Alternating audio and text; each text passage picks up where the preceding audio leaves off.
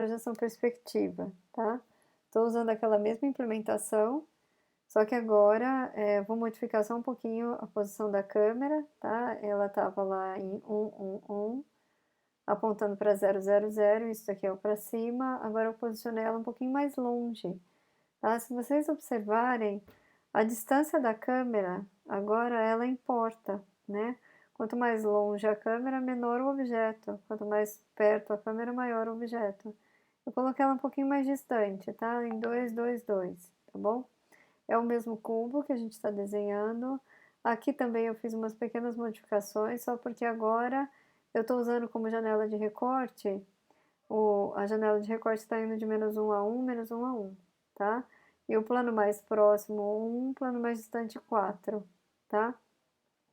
Então, a única mudança que a gente faz aqui com relação às funções, em vez de usar a GL Ortho, a gente usa a GL Frustum, que essa GL Frustum implementa, né? Você tem a matriz de projeção, carreguei a identidade, você tem o tipo de projeção. Agora a gente está usando projeção perspectiva, tá? E eu defino a projeção perspectiva passando os parâmetros da janela de recorte e o plano mais próximo, o plano mais distante. Só que agora isso daqui está definindo o tronco daquela pirâmide, esse volume de visualização. Agora é o tronco de uma pirâmide, né? Porque é projeção perspectiva, tá? Então eu vou mostrar para vocês a execução dessas mudanças. Então tá aqui. Agora dá para perceber que a visualização do cubo é um pouco diferente, tá?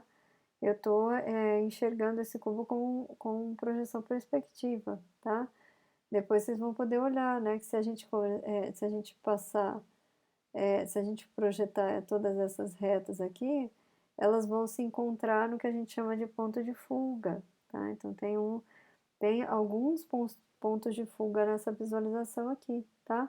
Então tem esse ponto de fuga, aqui vocês podem olhar, tem mais um ponto de fuga, tá? Depois vocês, quem não está se recordando do que é ponto de fuga, dá uma olhada lá na parte teórica, tá? Então, eu fiz a mesma coisa para as 4 visualizações aqui, tá?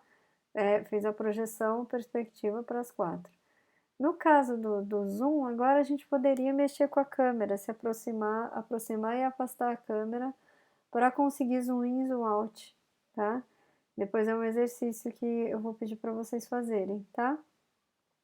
Quando a gente aproxima e afasta a câmera, o único cuidado que a gente tem que ter é com o plano mais próximo e o plano mais distante. Eles caminham junto com a câmera, tá?